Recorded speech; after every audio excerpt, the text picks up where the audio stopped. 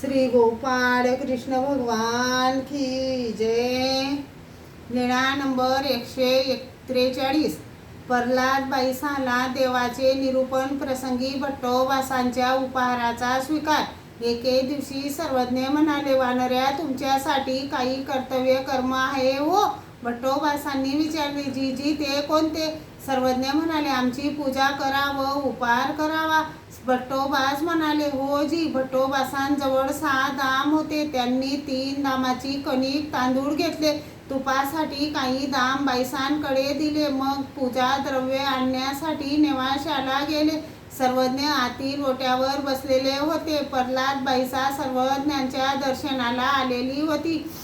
ती सर्वज्ञांजवळ बसलेली असताना सर्वज्ञांना निरूपण करण्याची प्रवृत्ती झाली। मग सर्वज्ञांनी प्रल्हाद बाईसाला विचारले, बाई, देव कसा आहे तुम्ही जाणता? तिने सांगितले, नाही जी, मी जाणत नाही। सर्वज्ञांनी म्हटले, भट अजून का बरे येत नाही? म्हणून उंच मठावर गेले। पूर्वेकडे श्रीमुख करून उभे राहून थोडा वेळ भट्टोबासांची वाट पाहिली, मग पुन्हा मठात परत आले। प्रल्हाद बाईसाने सर्वज्ञांना विनंती केली, जी देव कसा आहे ते मला सांगा।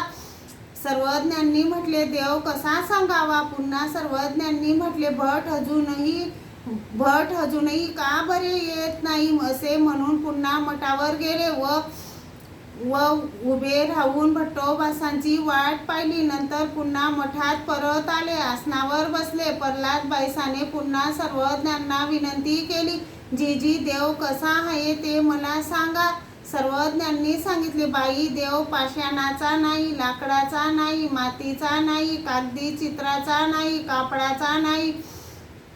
पाषाणाचा तर फुटेल, लाकडाचा तो मोडेल, मातीचा तो विरघळेल, चित्राचा तो पुसेल, कापडाचा तो फाटेल, धातूचा तो झिजेल, देवो तो अच्छेदो अभेदो। असे सर्वज्ञ निरूपण करीत होते। तेवढ्यात बाईसा उंच मठात व्यापार करत होती। ती आली व विचारले, हा बाबा, मी येथे नाही, नागदेवही येथे नाही, तर हे निरूपण आपण कोणाला करीत आहात? सर्वज्ञांनी सांगितले, बाई, येतं प्रवृत्ती झाली तरी स्तंभा एका ते निमित्त करुनी बोली जैल। म्हणून सर्वज्ञांनी श्रीकराने खांब त्राटला।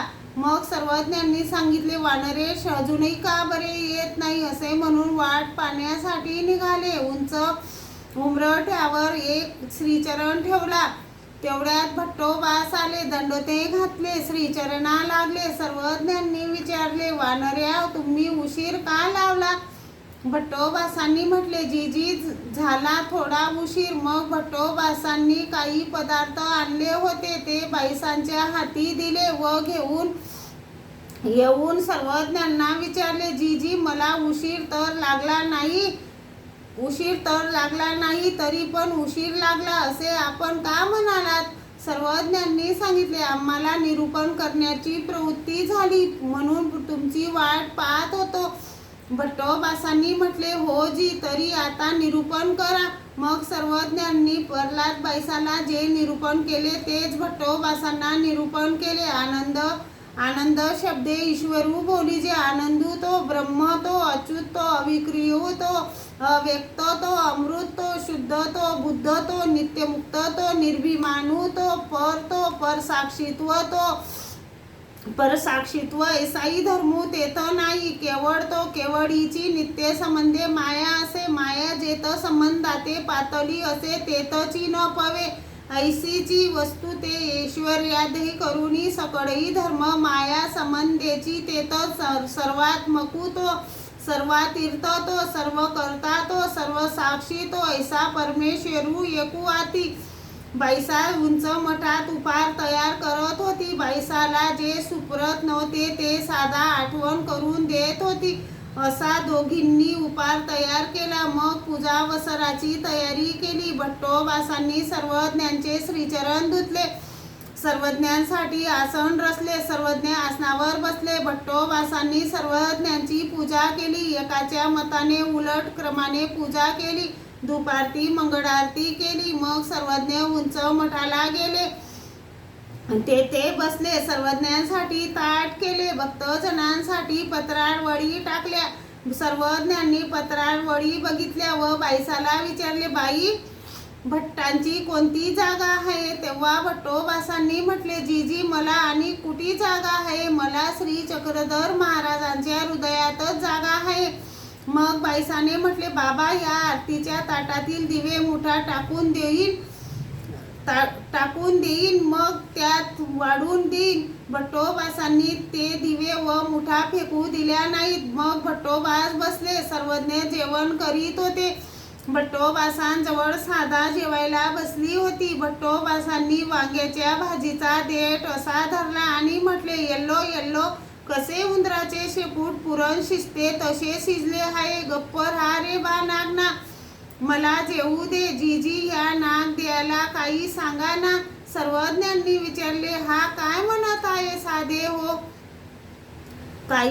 काहीच म्हणत आहे जी. सर्वज्ञांनी सांगितले, गप्प राहा हो वानऱ्या, साधाला जेवण करू द्या. भट्टोबास पुन्हा वांग्याची फोड असे धरत व म्हणत, येल्लो येल्लो, कसे उंदराचे डोके पुरण शिजते तसे शिजले आहे. साधाने म्हटले, गप्प राहा रे बा नागना, मला जेवण करू दे. जीजी, याला काही सांगा ना. सर्वज्ञांनी विचारले, हा काय म्हणत आहे साधे हो? जीजी, न जाणे काहीच म्हणत आहे जी, मला जेवण करू देत नाही. सर्वज्ञ म्हणत, गप्प राहा हो वानऱ्या, साधाला जेवण करू द्या. सर्वज्ञांचे जेवण झाले. गुन्हा केला, विडा घेतला. मग सर्वज्ञांनी विश्रांती घेतली. श्री गोपाळ कृष्ण भगवान की जय.